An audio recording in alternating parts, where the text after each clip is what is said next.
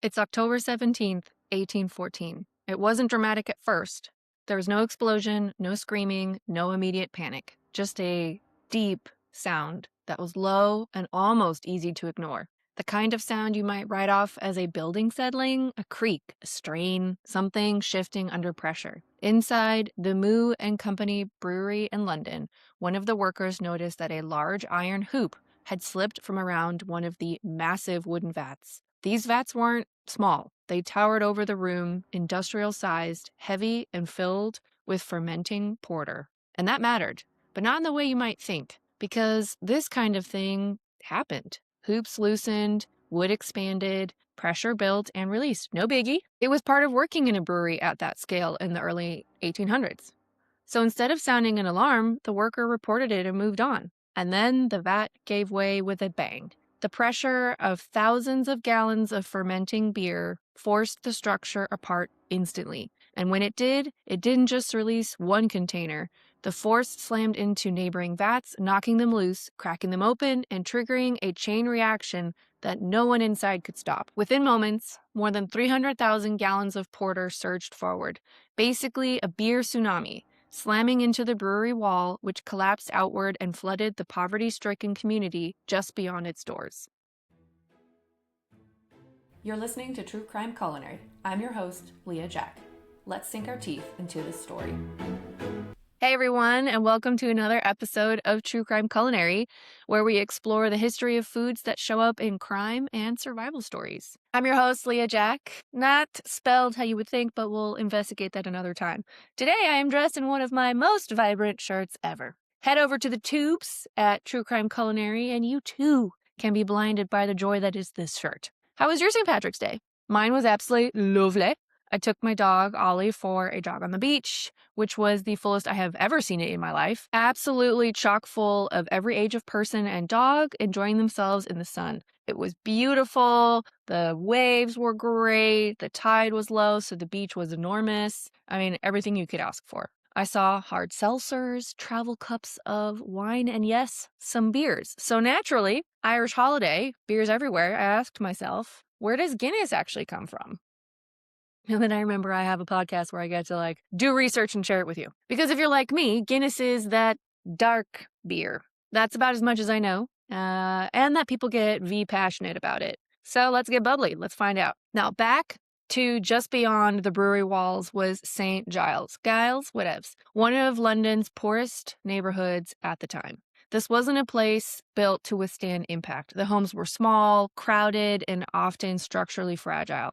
Multiple families might share a single building. Walls were thin, foundations weren't strong. Life there was super precarious. So when that wall of beer broke through, it didn't just flood the street, it actually tore into the buildings themselves. Eyewitnesses described it less like a spill and more like a wave. Some estimates put it at around 15 feet tall. Now, I did go to Google to understand what is 15 feet tall. I was horrified to find that it is the length of a great white shark, more enjoyably discovered that's as tall as a giraffe, or 2.5 Michael Jordans. So a giraffe-sized wall of beer rushing through homes. The porter pushed through walls, it knocked structures off their foundations, it filled rooms before people had time to process what was even happening. And inside those homes, people were not expecting danger. They were sitting, talking, resting, and moving through an ordinary afternoon. And then suddenly the space around them is gone. And they are literally they're kind of underwater, the air is gone, right? Among those killed were parents and their children. And one of the most striking and tragic details is that a group of people had gathered for a wake on that day, mourning the loss of a young boy. They were sitting, drinking tea, and sharing a space, and then they get hit by that wall of beer. In total, 8 people died, not all from drowning, though that's how it's often remembered, but from the force itself and the force of all the collapsing walls and debris, the sheer pressure of that much liquid moving through tight spaces. Horrible. I mean, it's hard to imagine something like that because beer is usually jolly and bubbly. The worst it does is spill on the front of your jeans and soak through them. It does not knock over a house. I wanted to look through the history of Guinness. This story is actually not about Guinness. It is about Guinness's ancestor, but it's helpful to understand the history. The beer involved in the flood was a porter, a dark, robust beer that became incredibly popular in London during the 1700s. It was named after porters, the working class laborers who drank it for its affordability and its strength. In 1759, Arthur Guinness signed a now famous 9,000-year lease for a brewery at St. James's Gate in Dublin. At first, he brewed ale, but over time, he shifted towards porter because it stored well, traveled well, and had a deep, roasted flavor that people absolutely loved. Eventually, Guinness refined porter into what we now know as a stout. And when I say now we, I'm like the royal we. I don't. A stronger, darker variation with an even more distinctive taste. So when we talk about the beer flood, we're really talking about the early world that Guinness came out of. The same styles, the same brewing logic. Just without the safety standards we would expect today. At its core, Guinness is made from only 4 ingredients: water, barley, hops, and yeast. The process is relatively straightforward, at least conceptually. The barley is mashed to extract sugars, the liquid is boiled with the hops, then cooled and fermented with yeast. Our friend yeast makes an appearance again, which converts sugar into alcohol. After that, it's conditioned. What does conditioning mean? I had to look it up. Basically, it means it's allowed to rest, kind of like when you're making a soup and you let it kind of simmer for a little while so the flavors come together, and then you serve the beer. Modern Guinness has a signature feature. It's a mix of nitrogen and carbon dioxide that creates this really smooth, creamy foam layer, also called the head, and the cascading effect in the glass. That's usually what you see in the commercials. Today, Guinness is one of the most recognizable drinks in the world. It is sold in over 150 countries and brewed across multiple continents. But what's interesting is that it doesn't mean the same thing everywhere. In Ireland, Guinness is slow. I have been to Ireland thanks to my cousin who took me around. It was lovely.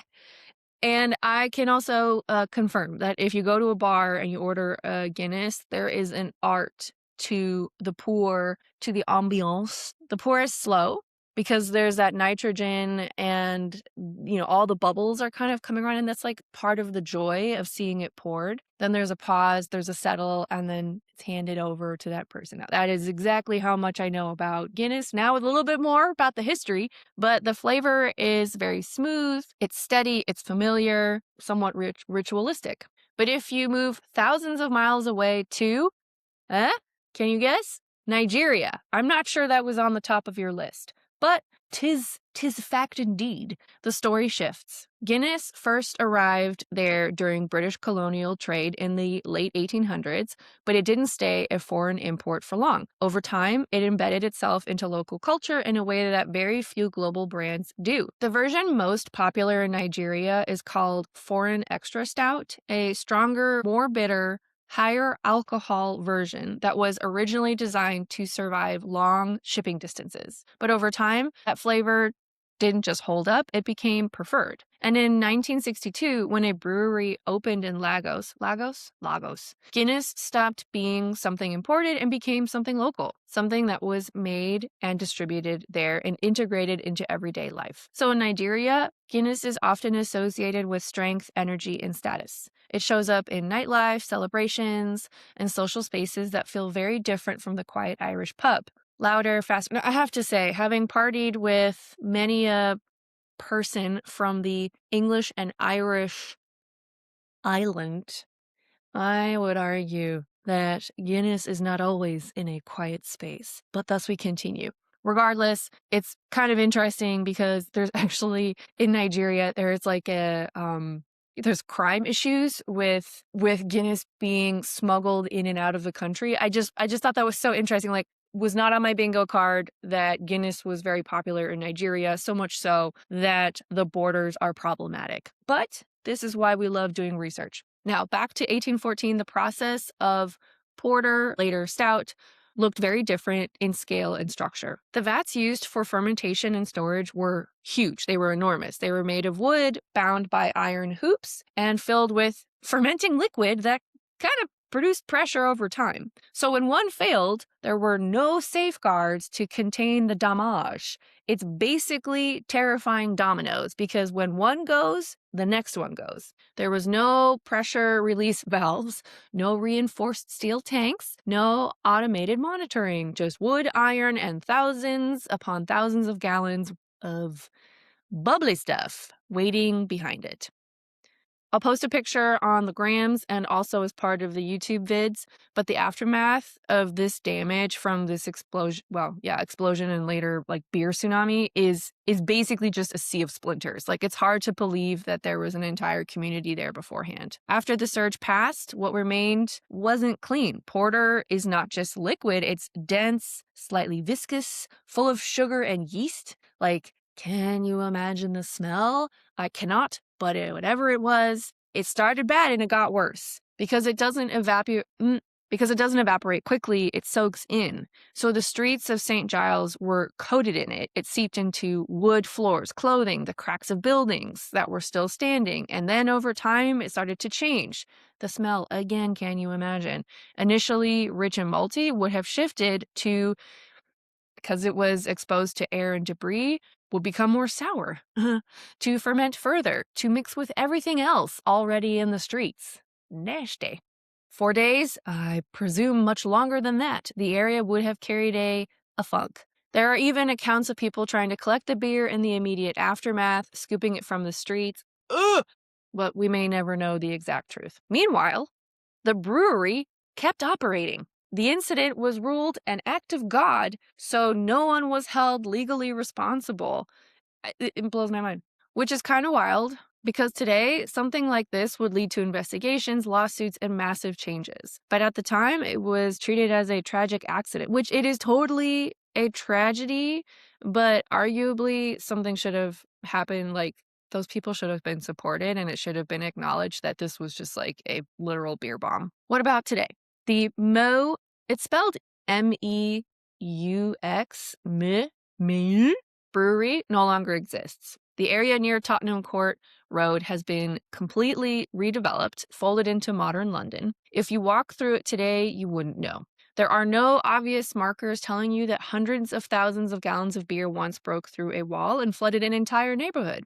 It's just another part of the city, which is often how these stories end. They're kind of absorbed into the present. The physical traces are gone. The memory is held mostly in records. But now you know it too. And maybe the next time you take a sip of Guinness or watch it being poured, you'll think about the 9,000-year lease, the journey from porter to stout, the giraffe-sized wave that tore through a community, and the Nigerians who love Guinness as much as the Irish. Pretty cool, huh?